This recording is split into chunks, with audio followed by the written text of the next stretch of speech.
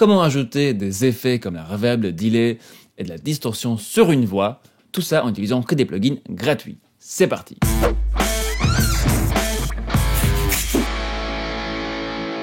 Bonjour et bienvenue à l'Académie du Gros Son, je m'appelle André, on est dans mon studio et aujourd'hui c'est la deuxième partie de ma vidéo sur comment mixer une voix avec des plugins gratuits. La première partie de cette vidéo ressemble à ceci, vous pouvez la trouver dans la description. Et là je parle donc de comment nettoyer une voix et la compresser en utilisant deux EQ et deux compresseurs différents de notre liste de plugins gratuits. Cette liste d'ailleurs, en fait, avant de rentrer dans les détails de la vidéo d'aujourd'hui, vous pouvez la trouver également dans la description ou sur le lien qui s'affiche juste ici. Hop. Il suffit juste de s'inscrire à notre newsletter, à notre mailing list, et vous allez recevoir directement un mail de bienvenue avec tous les liens vers tous nos petits cadeaux dans cette liste de plugins gratuits, vraiment cool. Gérald a pris un petit temps pour rechercher sur le net tout ce qui existe comme plugins gratuits et ça fait un peu une liste cool des bases. Sur cette liste, nous avons plein d'EQ, nous avons des compresseurs, ce qu'on a utilisé la dernière fois. Nous avons tout type de reverb et des délais également. Ce qu'on va voir aujourd'hui, toute une liste de saturateurs de distorsion, dont un que je vais vous montrer aujourd'hui aussi, des modélisateurs et des trucs un peu spéciaux. Donc ça, vous allez le trouver sur cette liste de plugs gratuits. Sans plus attendre, attaquons tout de suite. Donc la dernière fois, nous avons laissé notre session comme ici. Pour rappel, on travaille sur un morceau de Omnerod, le morceau Lines, et on travaille sur le deuxième couplet, donc une voix un peu posée dans un ensemble un peu rock progressif. Il vaut mieux l'entendre que d'en parler, donc l'entendons-le tout de suite.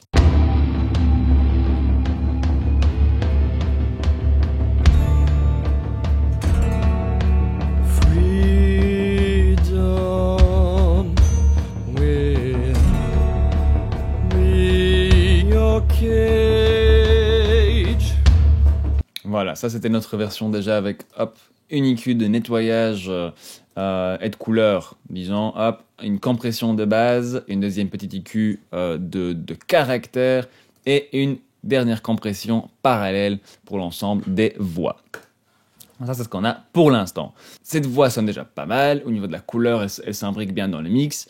Là où on a un petit problème, c'est qu'elle est très très dry, elle est très proche de nous et elle manque vraiment d'espace et de largeur et d'être dans le mix avec tout le reste et pas d'en ressortir et d'être un peu à part. Donc là on dirait encore un tout petit peu un karaoké. Donc on va rajouter une reverb et un délai. Alors j'ai ici donc mes effets, ma petite reverb.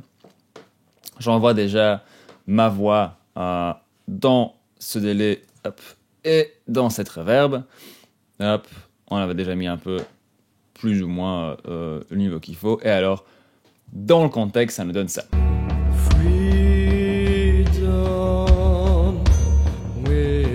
Sans effet.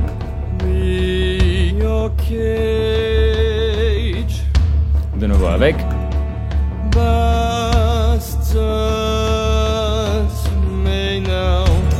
Et voilà. Vraiment cool, ça donne déjà tout cette largeur et cet espace qui manquait à cette voix pour vraiment faire partie du mix.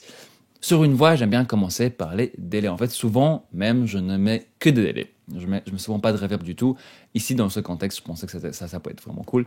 Les délais, souvent, permettent d'ajouter suffisamment d'espace, d'ouverture, de profondeur à une voix, mais sans pour autant la mettre dans un espace acoustique bien particulier, en fait sans nous faire croire que cette voix est dans une pièce dans laquelle elle n'est pas vraiment. Ici, dans mon contexte, j'ai clairement un morceau qui a besoin de beaucoup d'ambiance. L'idée, c'était que cette voix fasse partie de la musique, qu'elle ne soit pas en dehors. Donc je vais encore une fois réécouter avec les effets.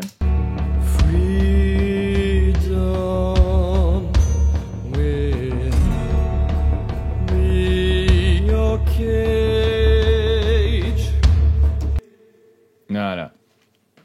Alors, on va commencer donc par le délai. Pour le délai, comme exemple, j'ai pris le Valhalla Frequency Echo, qui est un petit délai gratuit de chez donc Valhalla SP aussi de notre liste. Et il est fort simple, mais permet des choses assez uniques. Donc, sur le principe, un délai, on a les choses de base, les mix. Est-ce qu'on va utiliser, comme ici par exemple chez moi, en aux, c'est-à-dire que j'envoie du son vers cet aux avec le délai dessus, du coup les mix à 100%. Si par contre je l'utilisais sur ma piste de voix, parce que pourquoi pas, là je mettrais plutôt les mix à 10, 15, 20% en fonction du ratio que je veux avoir entre ma voix dry sans rien dessus et le délai. Donc là, voilà, comme c'est en aux, évidemment on a 100%, on ne veut pas que la voix non-effet passe par là aussi, elle est ici et tout ça se mélange sur notre bus voix juste là.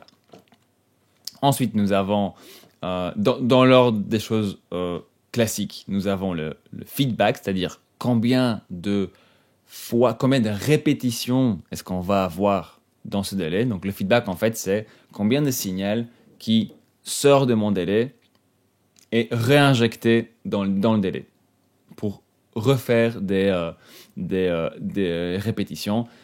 Sur la plupart des délais, vous allez voir, si votre feedback est à plus de 50%, en général, on commence à créer des délais accumulatifs. Ça veut dire qu'il y a suffisamment de signal qui re-rentre dans le délai que pour que la sortie soit de plus en plus fort. Je vais vous montrer dans 2 secondes à quoi ça ressemble. Ensuite, nous avons un petit low cut, high cut. Ça, c'est juste pour donner une couleur un peu plus filtrée à notre délai pour pouvoir le séparer dans notre voix originale, que ce soit pas la copie exacte du signal, mais que ça fasse le bien connu tada, tada, tada, tada, tada, de moins en moins fort et de plus en plus filtré. Donc à chaque fois que le son va repasser par le délai, il va être filtré par ce low cut et ce high cut. Et le dernier truc dans ce délai assez classique, c'est la synchro du délai. Donc, ici, j'ai choisi une double croche pointée. Donc, 1 sur 16, ça double croche avec un petit point pointé. Donc, c'est-à-dire que chaque répétition est une double croche et demie plus tard. Ça sonne en fait comme ça. Si j'écoute juste ma voix avec son délai. Freedom. With... Voilà. De manière générale, pour des voix, j'aime beaucoup utiliser les réglages soit pointés, soit en triolet. Parce que du coup, ça veut dire que les répétitions ne tombent pas exactement sur les tons comme on s'attendrait dans le morceau. Ce qui veut dire du coup qu'on laisse un peu d'espace qui ne tombent pas nécessairement sur des coups de batterie, qui ne tombent pas nécessairement sur des coups de guitare. Et donc, on les entend un peu mieux sans pour autant qu'ils soient trop forts dans le mix. Ça marche souvent assez bien comme délai général pour la voix.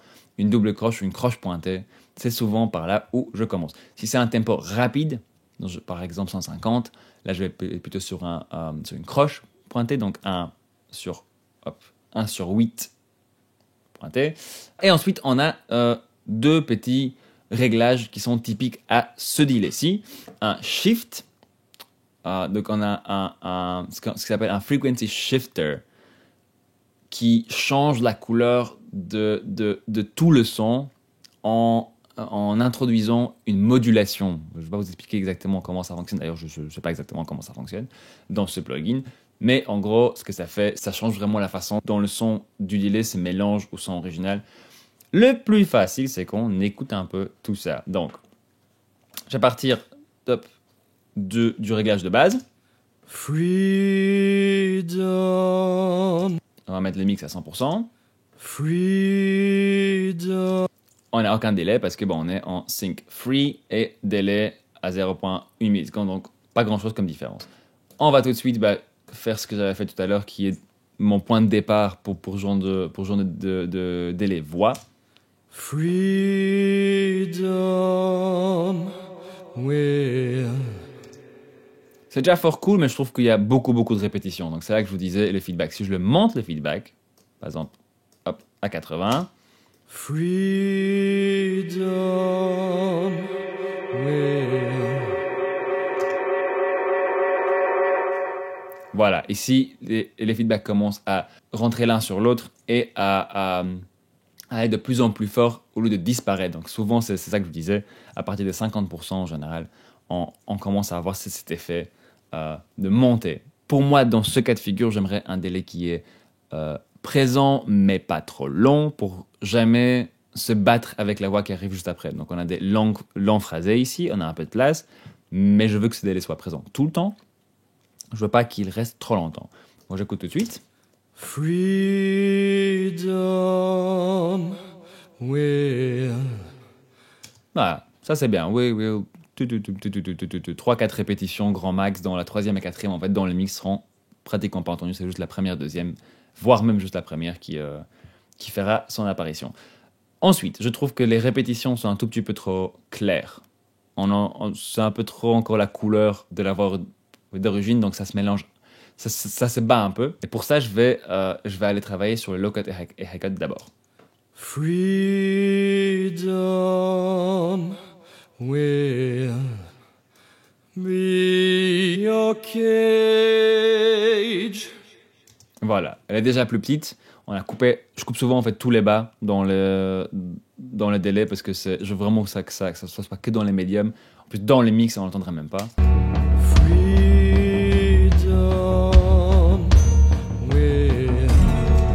Déjà ici, on a du mal à le percevoir. C'est plus un truc qu'on sent qu'on entend.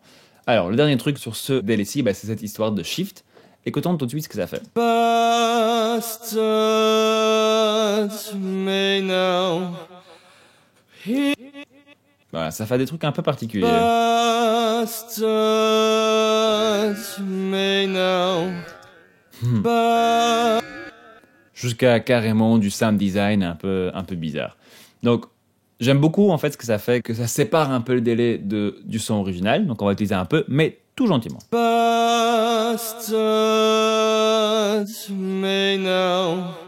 Voilà. Et ensuite, on a encore un petit délai additionnel par rapport à ça. Donc, que je vais aussi utiliser pour encore un peu plus séparer les deux. Bastards may now hit the stage. Et voilà un beau petit délai de voix. Donc, ça ressemble plus ou moins à ce que j'avais tout à l'heure. Hop, presque la même chose. Bastards may now. Voilà, très très cool. Alors, dans le contexte, ça fait ça.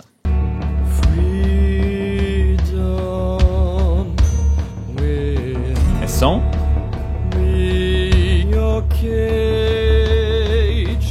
Voilà, même si on l'entend pas beaucoup, ça permet de mettre cette voix dans les mix, vraiment l'ancrer avec tout le reste. J'aime beaucoup, mais j'aimerais bien avoir aussi un petit espace un peu moins, comment dire, un peu moins ponctuel, un peu moins de délai en fait, plus diffus, donc une reverb. Et pour cette reverb, j'ai choisi la petite reverb Old School Verb de chez Voxengo. C'est une simple reverb algorithmique, donc on va vraiment avoir tous les réglages de base d'une reverb. Donc, je vais vous en parler dans 2 secondes pour que vous sachiez un peu qu'est-ce qui fait quoi et pourquoi. Donc, écoutons tout de suite ce que ça donne avec la reverb. Donc, ici, j'ai ma voix en solo avec mon effet en aux ici aussi. Et le dry, donc le son sans la reverb, est enlevé complètement. Dry, mute.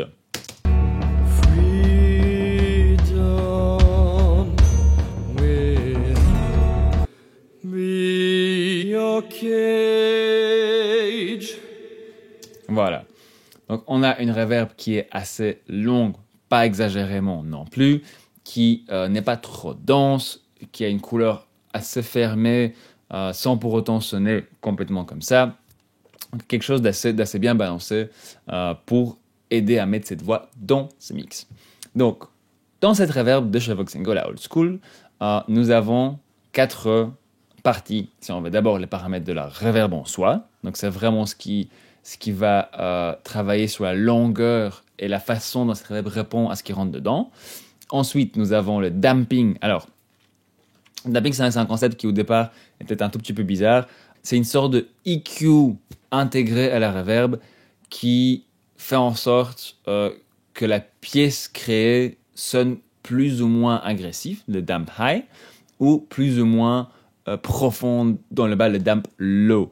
Donc ici, c'est pas comme une EQ, on enlève juste des fréquences, on enlève la réactivité de ces fréquences dans la reverb. Donc si j'ai un damp low très bas, donc je laisse passer beaucoup de bas si on veut. La reverb va avoir tendance à accumuler des bas au fur et à mesure que le son rentre dedans. Là où si je mets juste l'EQ plus bas, bah, je ne change pas la façon dont la reverb répond, j'enlève juste le bas des fréquences dans la reverb. Comme ça, vous savez un tout petit peu à quoi vous attendre. On va écouter ça dans 2 secondes dans le contexte. Ensuite, nous avons une petite EQ, donc ça c'est après la reverb déjà, qui vous permet d'un peu sculpter comment cette reverb sonne en fin de course. Et la section sortie, donc le niveau de cette reverb et éventuellement le niveau du drag, donc le son original si on veut mettre cette reverb en insert sur une piste. Ici, elle est en aux, donc je mets juste drag mute, j'enlève le drag complètement et on n'en parle plus. Pour régler une reverb, ce que je vous conseille de faire, c'est si vous avez le paramètre pré-delay, on va y revenir dans 2 secondes, mettez le plus bas possible. Ensuite, espace, on va le mettre plus ou moins au milieu, voilà, qui est par ici. Et on va d'abord jouer avec time. Time, ici, c'est la longueur de la reverb. Combien de temps est-ce que cette reverb va vivre? Et c'est en millisecondes. Donc, presque 4000 millisecondes, donc presque 4 secondes. 2, 3, 4. Et là, elle meurt.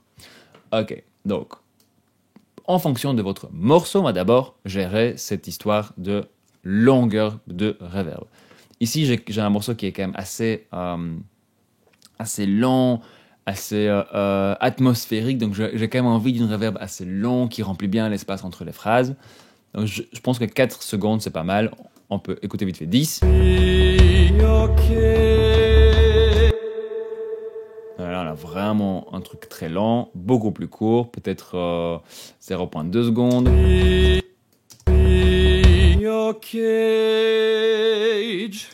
Là, j'entends même plus quand je fais stop, ça sonne un peu plus comme une pièce.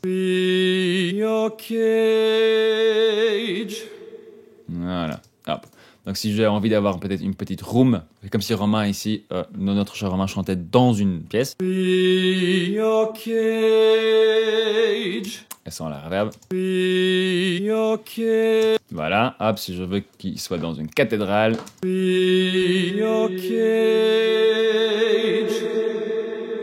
Et voilà, c'est un peu l'idée. Donc ça, c'est assez logique. Donc le time. Pour moi, 4 secondes, ça me paraissait vraiment pas mal. Ça remplit exactement l'espace que j'entre les phrases. Ensuite, space. Space, ça peut être le paramètre densité, ça peut être le paramètre early reflections. En gros, ça change le caractère de la pièce dans laquelle on est. Donc là, avec mes 4 secondes, si je mets space tout en bas, j'ai vraiment l'impression d'être dans un tunnel, donc un espace assez petit, mais avec plein de reverb très longues. Par contre, si je le mets tout en haut, là, on a l'impression d'être dans un espace infini. Donc c'est vraiment la taille perçue de la pièce dans laquelle on est. Ici, je veux quelque chose qui est quand même grand, qui ne sonne pas trop comme une vraie pièce, donc pas trop bas pour pas donner ce côté je chante dans une grosse salle de bain.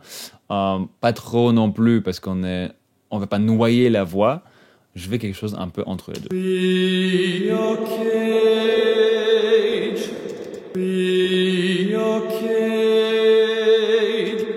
Voilà, ça c'est très très cool. Ça change pas la couleur de la voix, ça est assez naturel. Ensuite, width, ici c'est la largeur, donc à quel point est-ce que cette reverb est stéréo. Ou je veux pas que ce soit une reverb super large, parce que je veux que cet espace complètement à gauche et complètement à droite soit occupé par autre chose, par les reverbs instrumentales, par des effets instrumentaux, tout ça. La voix, je la veux au milieu. Et je veux que cette reverb la rende un peu plus large, mais pas non plus exagérément. Donc je vais la mettre par là, plus ou moins vers 80%.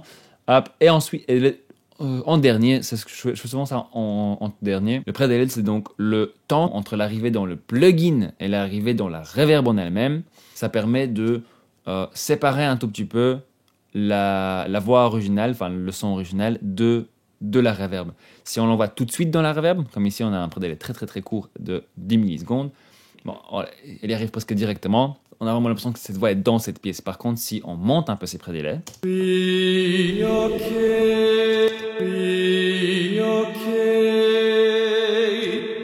tout de suite on a l'impression que la voix est beaucoup plus proche de nous la reverb n'a pas du tout changé. Il n'y a rien qui a changé au niveau des réglages de la longueur, etc. On a l'impression que la reverb va un peu plus fort. Et malgré que cette reverb va plus fort, la voix a l'air plus près de nous. Donc, c'est pas très logique. Et c'est en fait exactement pour ça que les pré-délais existent. C'est pour pouvoir avoir une séparation entre ce son original qu'on voulait quand même fort proche. Ici, surtout, c'est la voix lead. Donc vraiment, on veut qu'elle reste devant tout le reste. Mais qu'elle ait quand même son espace et que les deux ne se battent pas. C'est le pré-délai qui nous permet d'un peu gérer ça. Je vais essayer de trouver un point de compromis intéressant. Donc, encore une fois, le pré-délai est très très court.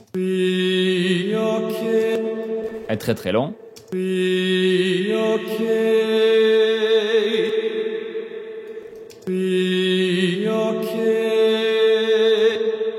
Voilà, c'est vraiment comment ces deux éléments, la reverb et la voix sans reverb, se mélangent. Ça change beaucoup. Donc, n'hésitez pas à jouer un peu avec ça. Si vous trouvez que vous avez un chouette espace et que vous aimez bien la couleur de la reverb, sa grosseur, etc., mais qu'à chaque fois que vous écoutez ça autre part que dans votre studio, il y en a beaucoup trop, essayez d'abord de juste monter un peu le pré-délai. Laissez tout le reste pareil. Je pense que ça va déjà solutionner la moitié du problème. Donc, on réécoute et je vais choisir le pré-délai qui m'intéresse.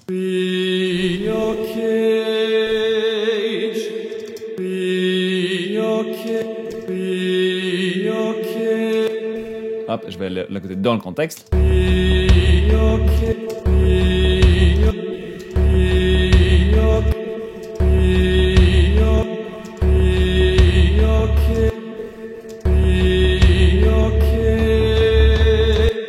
Magnifique. Et je vais le descendre un peu, hop, parce que là, ça va fort, fort, fort.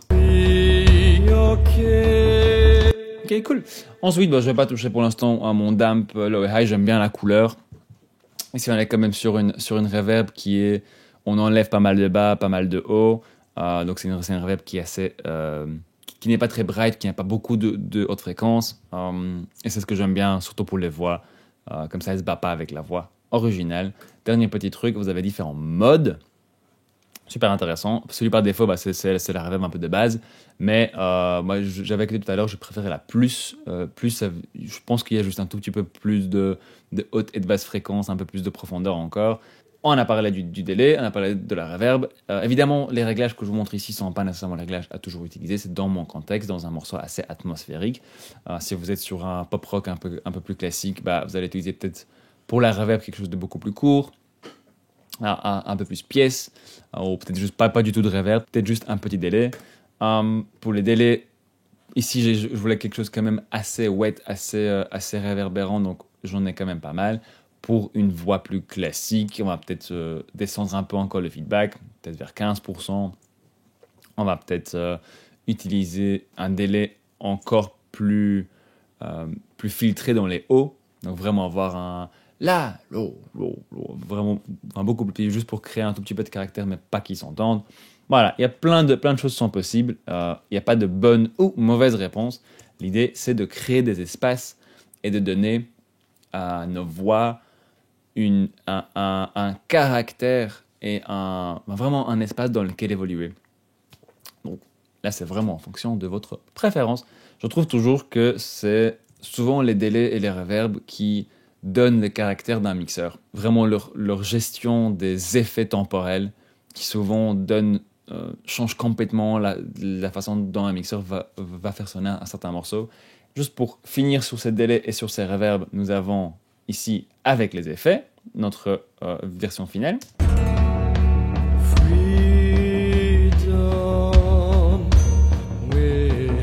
Et son.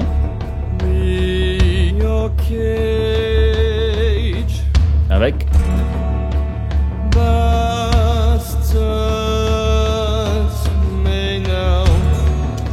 voilà, permet vraiment de mettre cette voix dans son contexte.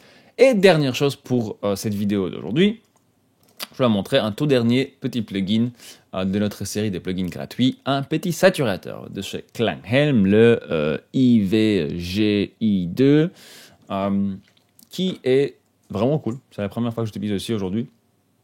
Et je trouve qu'il marche vraiment bien. Je suis un grand fan de saturateur. C'est mon outil de mix préféré dans toutes les situations. Et celui-là marche vraiment, vraiment bien. Alors, on va écouter tout de suite ce qu'il fait. Je vais enlever les effets, comme ça vous entendez vraiment ce qui se passe. Freedom. Donc, si j'exagère un peu mon réglage ici. Freedom will be... Voilà, on a cette saturation très analogue, sans agressivité, sans... qui remonte, on reste dans un truc très mid. Même poussé à fond. Donc ça me dit déjà que ce saturateur-là va être très, très cool pour les voix parce qu'il ne va pas les rendre suragressifs. On a un drive, donc la quantité de saturation, le niveau de sortie. Si je ne me trompe pas ici, c'est le mix d'une saturation asymétrique. Alors non, je ne vais pas rentrer trop en détail dans la saturation, dans les types de saturation. Nous avons deux familles principales, la saturation symétrique et asymétrique. Symétrique, ça veut dire qu'on va saturer, donc on va couper un tout petit peu la forme d'onde en haut et en bas de la forme d'onde. Donc si vous voyez la forme d'onde dans un DAW, peut-être qu'elle est représentée visuellement, c'est des petites vallées et des petites collines. Un drive, ça coupe un peu le haut de ces vallées et de ces collines et ça rogne un peu cette forme d'onde et c'est ça qui donne cet aspect distordu.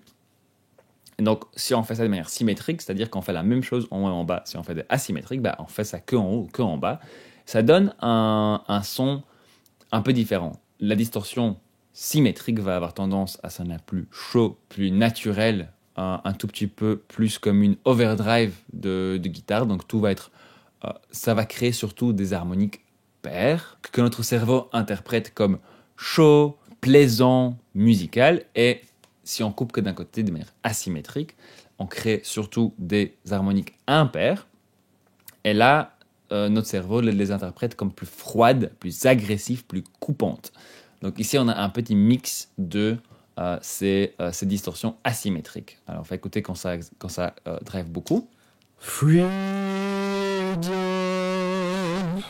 will be okay.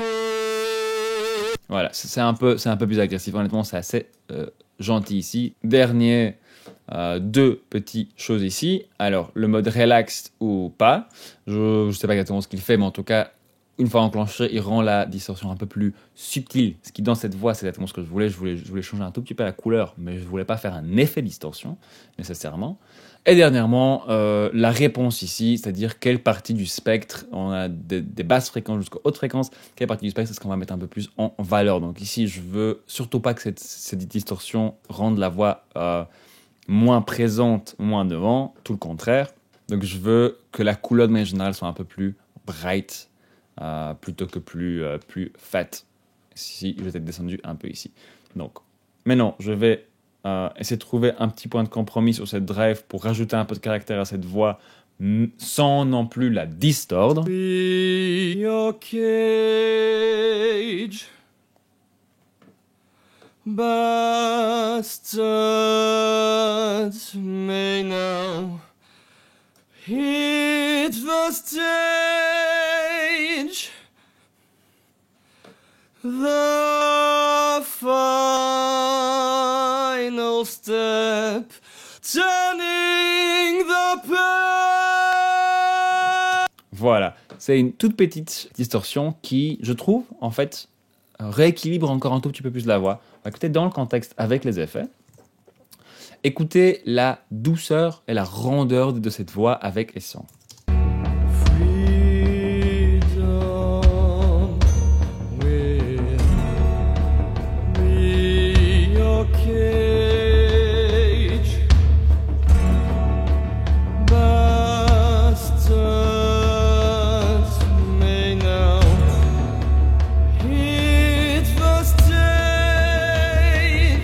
Surtout ici sur cette phrase-là, je trouve qu'il y a vraiment beaucoup de... Ça commence à être un poil agressif, encore une fois sans. Et avec...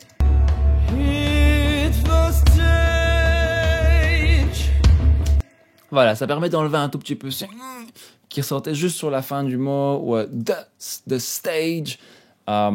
sans pour autant changer vraiment la couleur de la voix. Donc c'est à peu près ça qui se passait sur une bande analogique. Il y avait un peu de distorsion, un tout petit peu de création d'harmonique et un peu ça calme un tout petit peu les très hautes fréquences par la façon dont physiquement les choses s'est passées sur une bande analogique. Voilà, avec cette vidéo et la vidéo précédente sur le sujet, nous avons fait un peu le tour de comment mixer une voix en utilisant ces plugins gratuits très cool. Donc nous avons fait notre premier petit nettoyage avec le Nova EQ.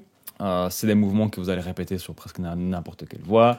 Nous avons ensuite fait une petite compression de contrôle avec ce Kotelnikov de chez Tokyo Down Labs aussi. Très chouette compresseur transparent. Ensuite, une petite EQ plus caractérielle, un peu drive. On a rajouté du haut, on a rajouté un peu de bas, vraiment une grosse assise, comme ça, très, très sympa. Super EQ aussi. Ensuite, nous avons ajouté des effets, donc un petit delay avec ce petit Valhalla Frequency Echo qui nous donne un côté stéréo à la voix, une ouverture et un peu de mouvement à chaque fois que la voix ne chante plus et entre les mots, et une reverb de chez Voxengo, la old school verb, qui nous donne une certaine densité, une liaison entre les différents moments de la voix, un espace, une profondeur à cette voix. Donc voici, maintenant, pour comparaison finale, la voix telle qu'elle était à la base.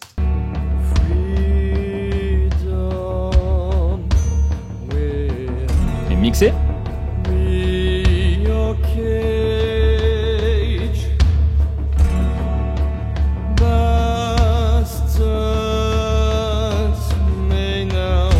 Et dry.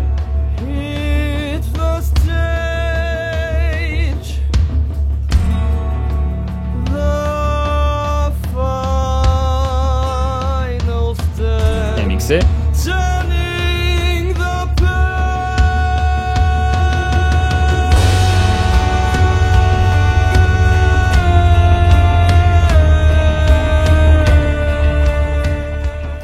Et voilà. Voilà, merci beaucoup pour le temps passé avec moi aujourd'hui. J'espère que ça vous aide dans vos mix, que vous allez télécharger tous ces plugins gratuits et les essayer chez vous. N'hésitez pas à nous dire ce que vous en pensez dans les commentaires. On lit tout et on répond à tout. Sur ce, à très bientôt et faites de la musique.